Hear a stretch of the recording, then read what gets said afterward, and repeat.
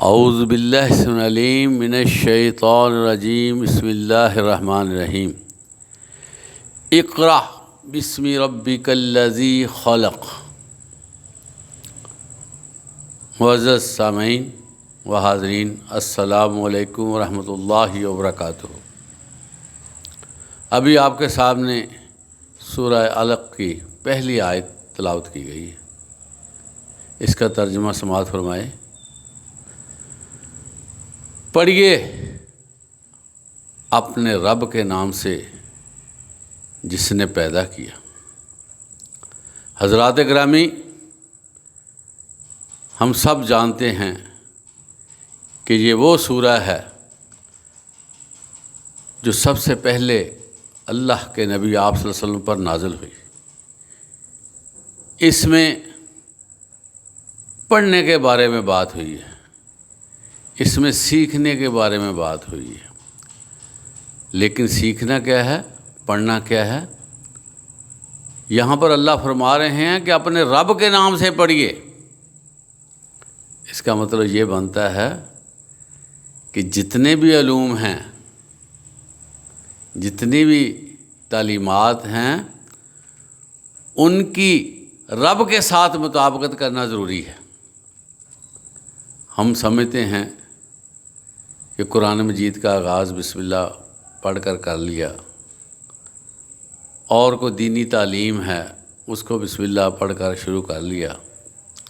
اس آیت میں یہ نظر آتا ہے کہ جو بھی پڑھنا ہے ہم نے وہ اللہ کے نام سے پڑھنا ہے، اور نہ صرف شروع میں یہ پڑھنا ہے بلکہ اس کے بیچ میں بھی اللہ کو یاد رکھنا ہے۔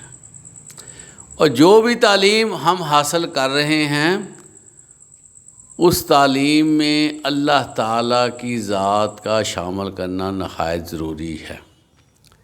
یہی اسلامی تعلیم ہے۔ اگر کوئی بندہ ریاضی پڑھتا ہے، کوئی انگلش پڑھتا ہے، کوئی سائنس پڑھتا ہے، کوئی الجبرا پڑھتا ہے، دیگر مضامین پڑھتے ہیں، اس کا مطلب یہ نہیں ہے کہ اس کو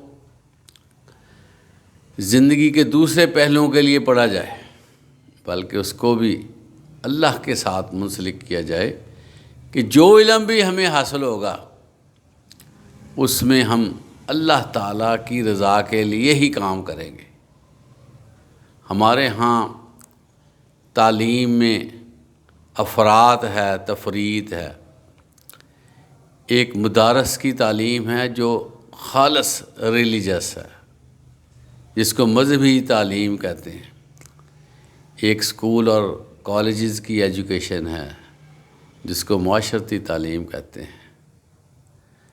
جبکہ محترم سامعین، جو بھی تعلیم ہے اس کو اللہ کے لیے ہی حاصل کرنا ضروری ہے۔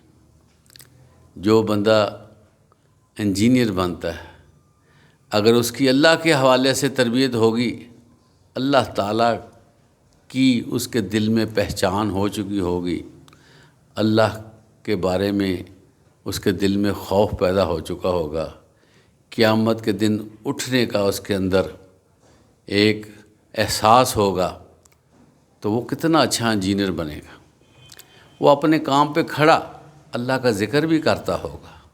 اسی طرح ڈاکٹر صاحبان ہیں، دیگر ماہرین ہیں، سائنٹسٹ ہیں، وہ اپنے اپنے فیلڈ میں کام کریں، لیکن اللہ کی یاد میں بھی وہ ان کو رہنا چاہیے۔ اور اللہ کی یاد کیا ہے کہ انسان کو دنیاوی معاملات سے بچاتی ہے۔ اگرچہ انسان دنیا میں آیا ہے، اس کا دنیا میں رہنا ضروری ہے، لیکن پھر بھی اگر اللہ کے ساتھ وہ مطابقت رکھے گا تو دنیاوی معاملات میں الجھنے سے بچے گا، اور جہاں پر وہ کھڑا ہے وہ خیر کا کام کرے گا، اور کوشش کرے گا کہ جو اس کے اندر صلاحیت ہے اس کا بھرپور استعمال کرے۔ یہ ہے پڑھنا، اس کو کہتے ہیں تعلیم لینا۔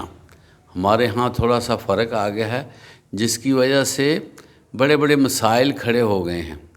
ایک بندہ بہت پڑھا لکھا ہے، بڑا ذہین ہے، کسی اچھے عہدے پہ موجود ہے، لیکن خوف خدا نہ ہونے کی وجہ سے وہ بڑے ہی زیادہ معاملات میں پھنس جاتا ہے جس کا اس کو خود بھی نقصان ہوتا ہے اور قوم کو بھی اس کا نقصان سہنا پڑتا ہے۔ اللہ تعالی ہمیں ایسی تعلیم سے نوازے جو ہمیں اللہ کے قریب کر دے، اور ہر تعلیم میں ہم اللہ کو اپنے ساتھ رکھیں۔ وآخر دعوانا الحمدللہ رب العالمین۔